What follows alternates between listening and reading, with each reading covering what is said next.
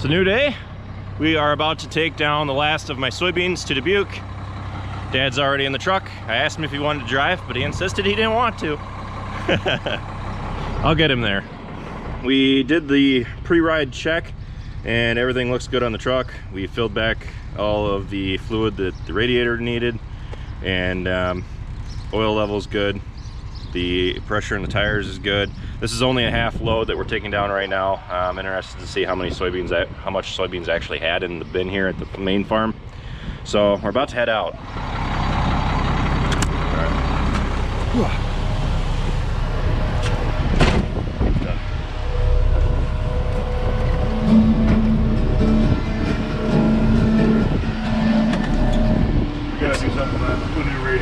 Yeah, it's like the treble doesn't work. I don't know how to connect it though. Like, where does that wiring harness that plugs into this go?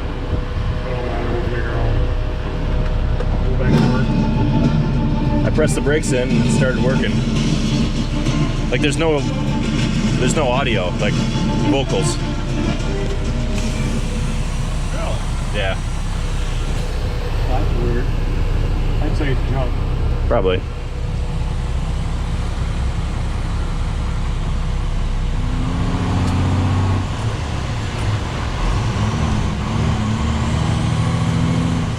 I really like to learn how to drive this, but I can pull over and you can drive. Nope. It's completely illegal for you.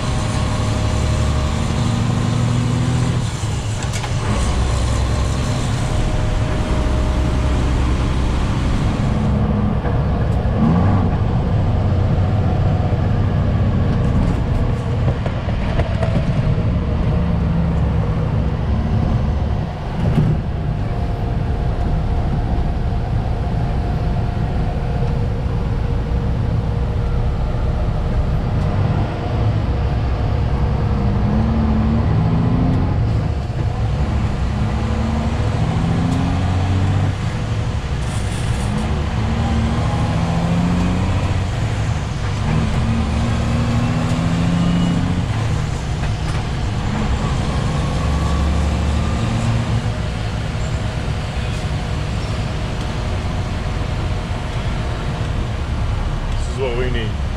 Yep. I don't mind that so much as opening the doors. Opening the doors is the worst part. We got to take them off and hurry them up.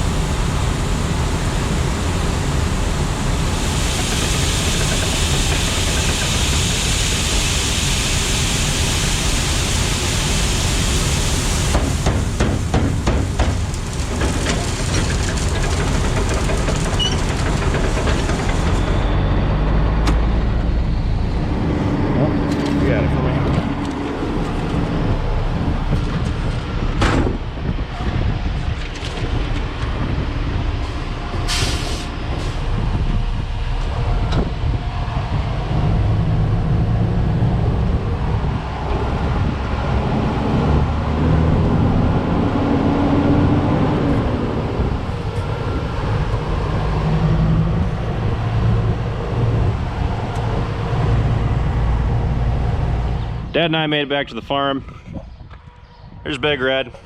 We're gonna unhook the trailer because on our way back, Dad and I stopped at an intersection and we did not leave the intersection.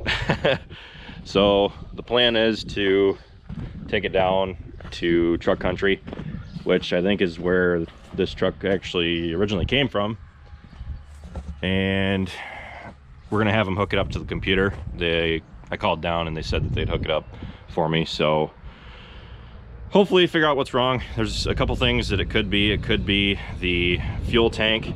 When I bought it, it did sit for a while, so there could be condensation in the tank, lots of water.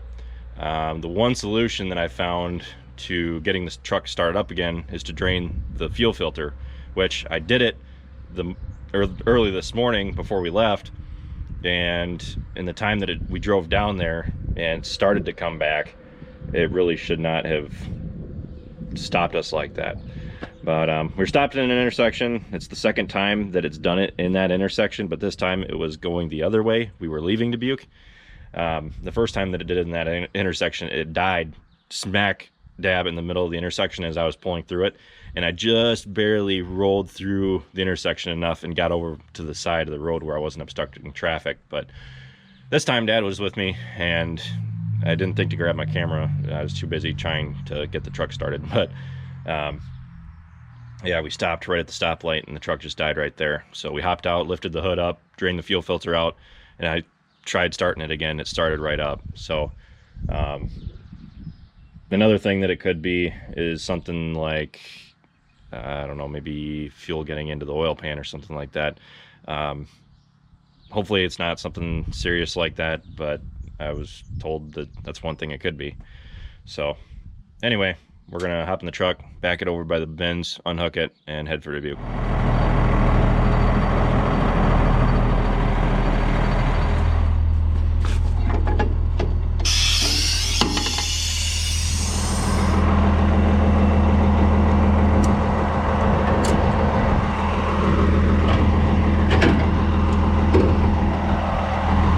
Easy cheesy.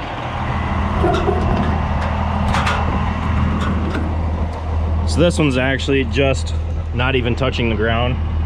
The other side is still well off the ground since it's on uneven terrain. But that's about the easiest way to hook it up, is to drop it just above the ground and then pull out from underneath it. So that way the trailer, when you back up to it, actually has to ride up on the fifth wheel. So I think we're good to pull away.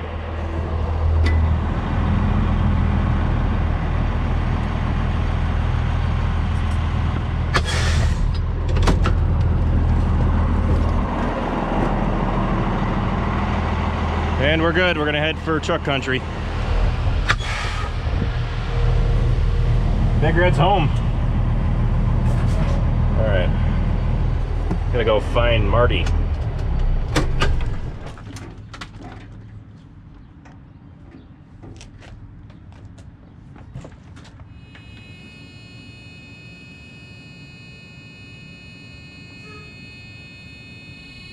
Fuel economy, you averaged 7.3. That's pretty good. Yeah.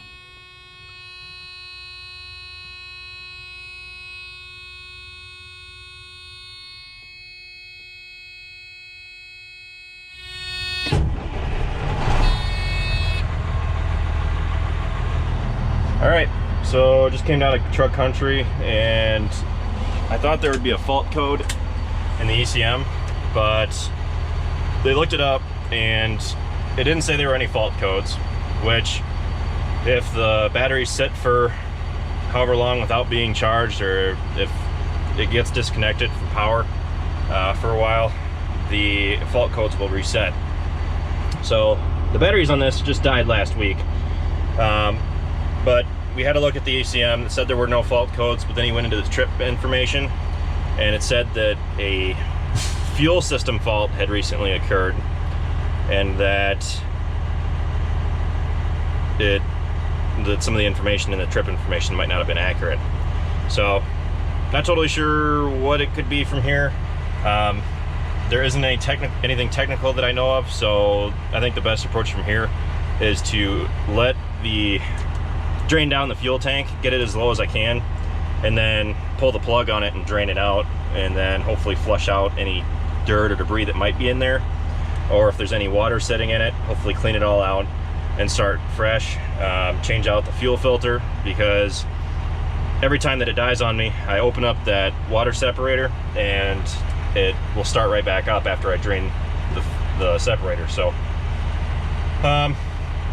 yeah, I guess I'm just gonna keep running it until the fuel goes down enough to where I feel comfortable draining the fuel tank, because I have about 3/4 of a tank right now and a 120 gallon tank, and I don't really feel like just kind of tossing all that out to the wind and saying that the fuel's no good. So I'll keep running it for a while, because it only does it periodically.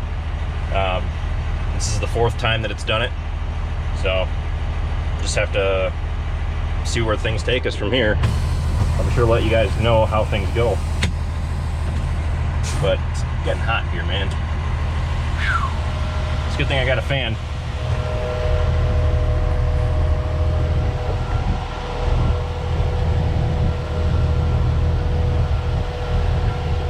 Back in the machine shed now, I have a fuel sending unit. What the heck does this do? This is the unit that tells the truck or sends a signal to the gauge in the cab and lets you know how much fuel is in your truck. Since we think the one that's in there is faulty or having problems, since I don't really ever know how much fuel is in the truck at any given time, we decided to replace the fuel sending unit. So but pretty much all it does is just a floaty there on the end, and it tells the gauge there how much fuel is in it. So the higher up it is, it increases the signal that it sends to the gauge. And we're gonna go ahead and install it. So here's the old sending unit. It's right next to the cover or the cap for the fuel tank. I'm gonna take the old one out and replace it with this one. Ooh, that one's not coming out. Ugh, okay. Interesting. Having trouble with this one bolt.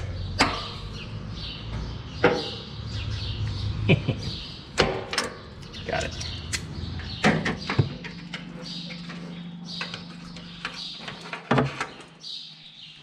There's the old fuel sender. There's the new one.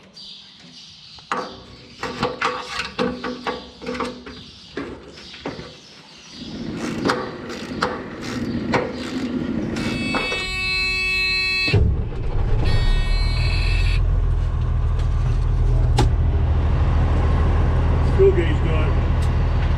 Nothing.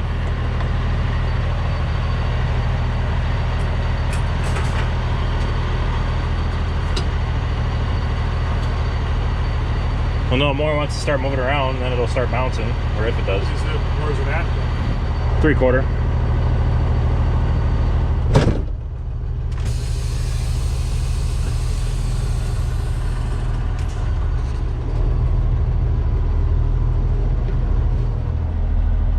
I think that fixed that problem. It's not bouncing around like crazy. It's staying right around 3/4, which is a good thing. We don't want it bouncing around too much.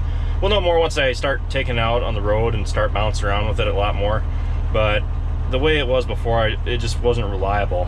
And it looks like there's actually a little bit more in the fuel tank, or at least it's reading more than it was before. Once it got down to about half a tank, the gauge would just completely drop off with the previous one.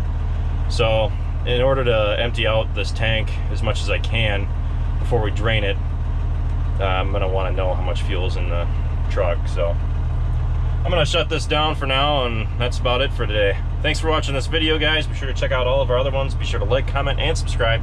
And be sure to check us out on Facebook, Instagram, Twitter, and Snapchat, all how farms work. And it's like a sauna in here. I don't know why people pay for spas like this. I get this treatment for free. I'll see you next time.